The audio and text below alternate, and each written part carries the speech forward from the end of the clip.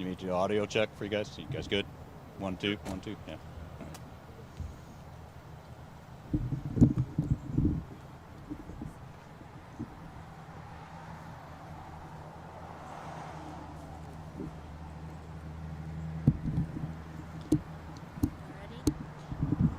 I'm going to turn this off so I don't get distracted. So.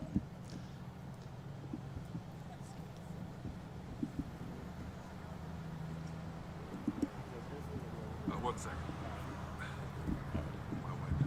Somebody want to initiate the lead, or do you want me to just do a quick intro on it? Sure. What you know or what you All right. Yeah, I'll ask questions after. Sounds good.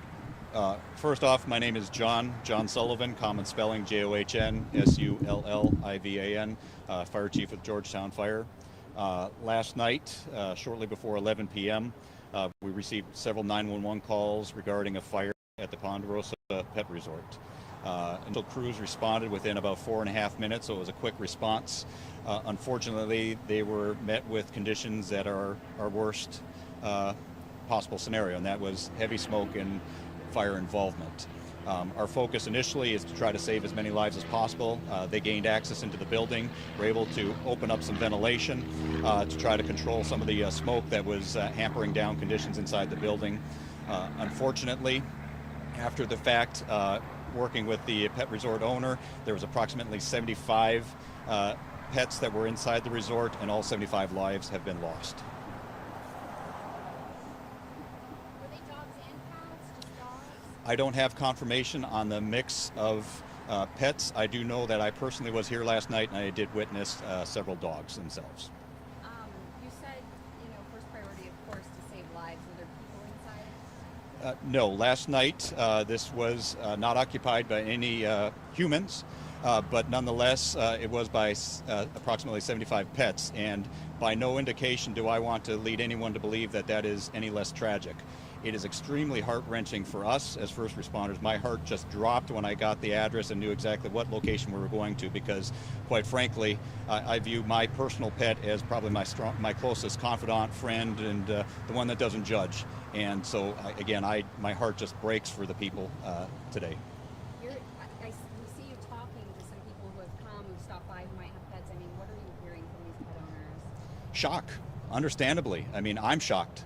I've been doing this for 29 years, and this is the first incident that I've had where we've lost so many pets. And again, I hate to use that term, because to me a pet is a lot more than a pet. It is the closest friend, and I wish I could convey my internal emotions adequately. I'll hold it together, but no, this is a big deal, rightfully so, and I just wish I could go back in time and make it better. The reality is, focus has shifted from where we were not able to save any lives last night to where now our focus is trying to figure out exactly why. Try to provide some comfort, reunite the families with their lost animals, their lost pets, their lost friends, their family members, reunite them, and then try to actively work on trying to understand the why behind this. So you all are working to get their remains and get them to their families? Yes, that is absolutely a priority for us. We have, as of about 10 o'clock this morning, we've finalized the initial investigation into things. We're working with the pet resort owner as far as now a plan in order to be able to reunite the families with the pets. That's something that we hopefully can expect to happen over the next 24 hours or so. Were there any fire alarms or any sprinkler systems that went off in there? So it's right now it's still an active investigation, so I can't get into the actual nuances of that, but those are all things that we look at as far as notification systems and things like that. But I am in a position to be able to explain that it would not be required in a facility like this, based upon how long it's been in existence, as well as the general type of occupancy that it is, that a sprinkler system would not be required in a building like this. And you're not able to get into preliminarily where in the building the fire what might have started it? Unfortunately, no. It's still very early, and that's where, again, I get it. I go immediately from grief to trying to figure out why and trying to better understand myself. And trust me, I'm close to it. I work in the department. I want them to be moving like this to figure it out. But the way it works is we do first a process to identify the origin. We try to figure out where the fire began. There's certain clear indications and patterns behind that. From there, we then go into looking at the different causal factors, ruling out things so that we don't overlook anything. We have brought in arson dogs and everything else just to be able to look for any accelerants and things. And so we're looking at all leads possible so that when we look these homeowners back in the eye, the property owners, those that lost family members, we can tell them conclusively what happened. But then more importantly, not just what happened, this is where together we can try to figure out how we can prevent something like this from happening again in the future.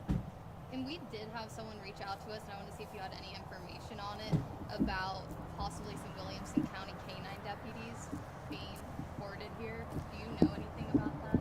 No, I do not have any indication on who the tenants were.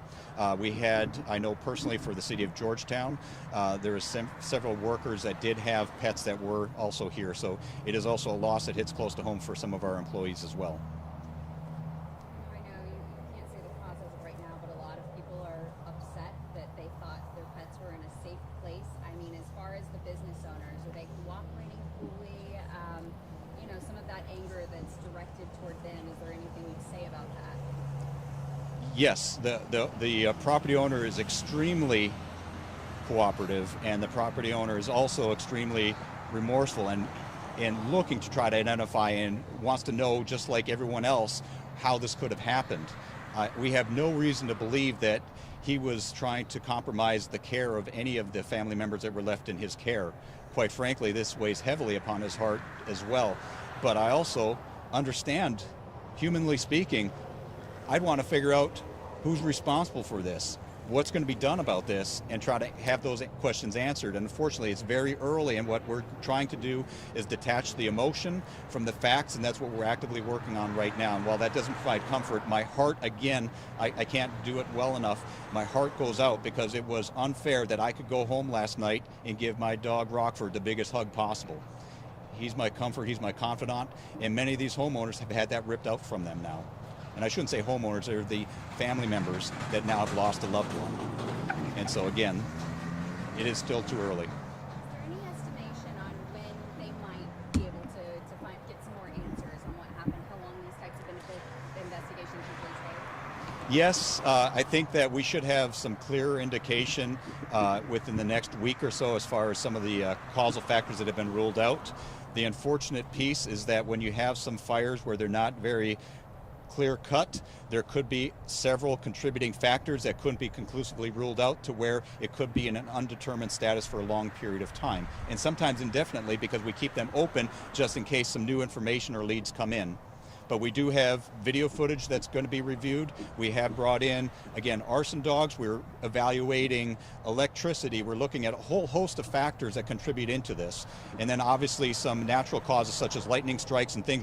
We rule everything in and out as we can. So. But this one is not very clear cut, is what you're saying. No, it's very early. We've only got about 10 hours under our belt right now, but we've ruled out several factors already, and we still got more to go. And looking from the outside, if people look at it, it doesn't look severely damaged. Can you explain what the inside looks like to us right now? Sure. The building itself, it's an all-metal building. It's approximately 7,500 square feet. They've got a nice layout in there. They've got office space, they've got some training areas, and then they've got large kennel detention territories or resort areas for them. Several play areas around back. It's a well-designed building. On the inside, there's several of those areas that do not have much fire damage, but they do have smoke damage. What happens in a fire in any building is that when a fire starts, it produces smoke. It starts to have these byproducts such as carbon monoxide. Those things go throughout the building. It starts banking down.